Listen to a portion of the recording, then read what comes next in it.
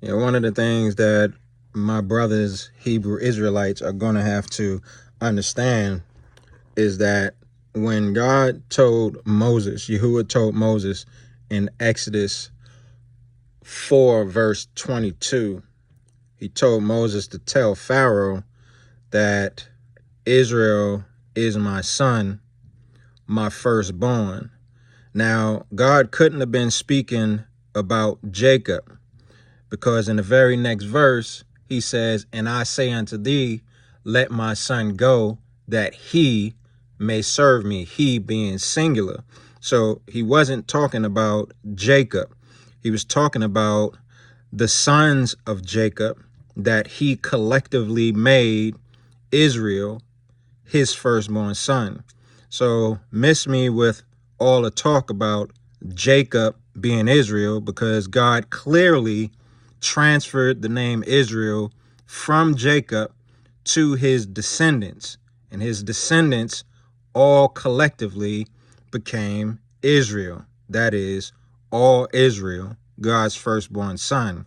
But another thing that you have issue with is the fact that Yahushua said that he was the only begotten Son of God. Now, I want you to put your thinking caps on, because there are a lot of people out there who have an unuseful brain. If you fall in that category, that's why you're mad right now. But nonetheless, only begotten son means that Yahushua HaMashiach is the only son that was born from God, making him the firstborn son of God. You can only be the firstborn if you're the only begotten. But clearly that doesn't make sense to a lot of my brothers who continue to claim that they are Israel. So let me fix this for you. We were sent into the land of our captivity because our ancestors failed to keep the law, statutes, and commandments. They failed. That's why they were sent to captivity, which means that they broke God's covenant, the first one, the one where if one person sins, the whole nation is guilty. That's different from the new covenant. Now, someone may say renewed, but it can't be renewed, since the new covenant says that every man will be responsible for his own sin. That's Jeremiah 31. I hope you get the picture, but some of you still act like you're brainless, so I'll make it plain for you. While our ancestors were still under the old covenant, obviously, because they suffered by being exiled from the land, God kicked them out. He kicked all of them out. Why? Because all of them were sinful. All of them were guilty. All of them, even the ones who did follow the law.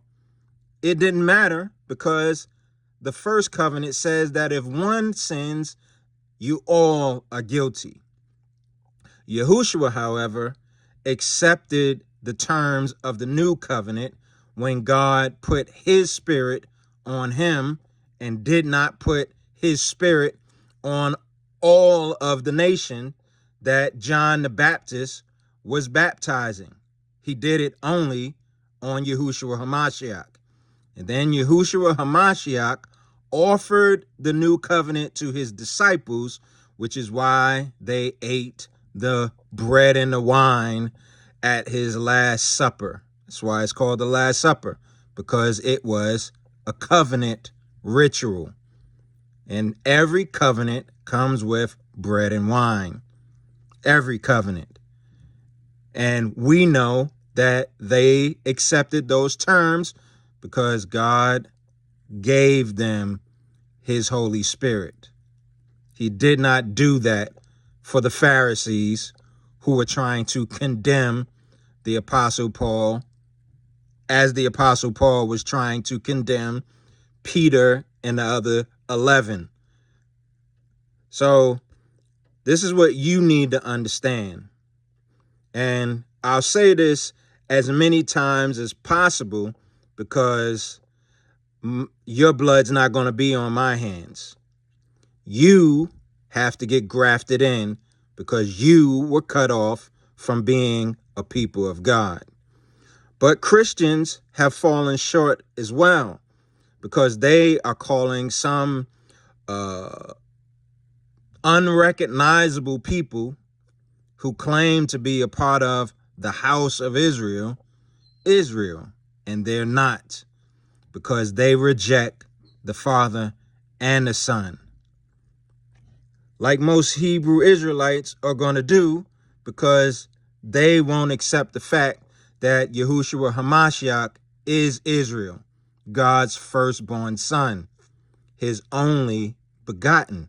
And I remind you, that means his only son, which is his firstborn. You have to get grafted in. And when you get grafted in, be careful to read what John chapter 15, verses 1 through, I believe, 20 says. Yahushua is the vine, and those who get grafted in are the branches. And you still have to bear fruit. But you can't bear fruit if you continue to believe lies. Shalom.